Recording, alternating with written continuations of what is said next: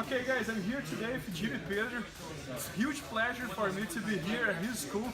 He was the best male competitor in Judo in US in the whole history, and also the best Judo coach in US in the history. So, I mean, like, I feel myself here, in my mind I compare him kind of like with Fabio Gurgel. In my mind, Fabio Gurgel is the best coach of Jiu-Jitsu, and this is like the Pedro, the Fabio Gurgel of Judo.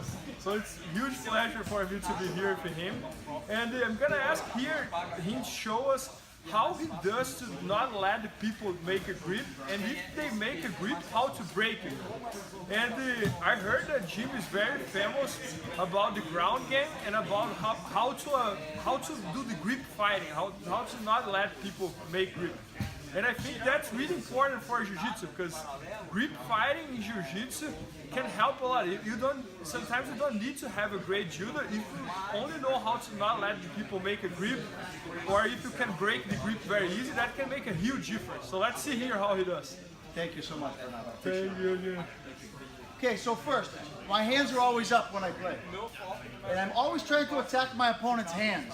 I'm not only just looking for the sleeve, because when my opponent reaches, if I grab his sleeve, his hand sometimes will still come and I can't stop it. So we always go two hands on one.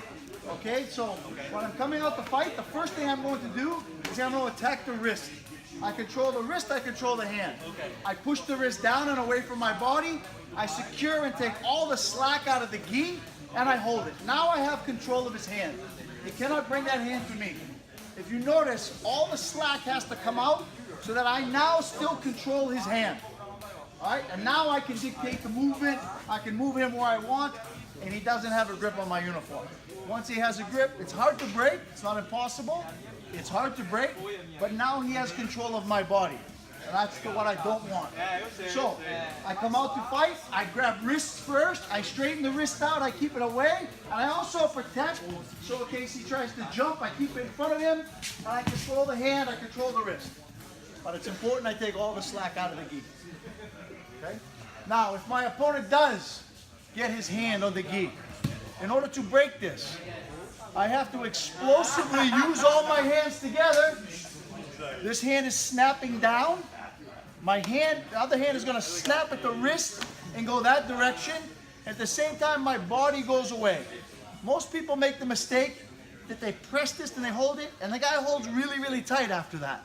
So it's not pressing down and leaning down. Snap, snap, and at the same time, I'm going the other direction. And I pop it off. Once I pop it off, again, I push it across the body to protect, and now I can control the movement of the fight. Well, one last time here. My hands are up, I attack the wrist, I control the grip, and now I control the fight. If my opponent does grab, then to get it off, I play.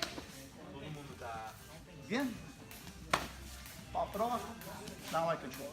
Yeah, guys, it even hurt the fingers here when he does that, because it's so quick and so explosive that you're not expecting that. I'm expecting what he told first, like, that the Jiu-Jitsu guys does mistake. They grab the wrist, then I put even more strength. So when Jimmy does, he very explosive hits my hand here, and I don't even feel that it's coming, and even hurt the fingers. And guys, another thing, like, every time he controls my wrist here, I feel I cannot move the entire part of my body over here. So that's really weird for us. I would try to pull guard really quick here, because I'm feeling that I'm going to start flying very soon. Well, that's a good point, Bernardo, because not only do I grab the wrist and hold it, it's like some people, they outgrip somebody and then they just hold this hand like this, and they don't have the pressure. So when you grab the wrist and you keep it down by pressing it down with your whole body and straightening that arm out. I'm not using very much energy here, but I'm pressing it down because I'm leaning on it, which makes it hard for you to lift your arm. Once I have your arm straight, it's hard to get up. If I come out and I just grab like this, now you can lift your arm and you can move it freely. I don't have the pressure on it, you know? So once I attack the wrist, I lock it at a 45-degree angle. Now it's hard for you to lift it up. Make sense? Man, huge. Thanks so much. My pleasure, brother. Thank you.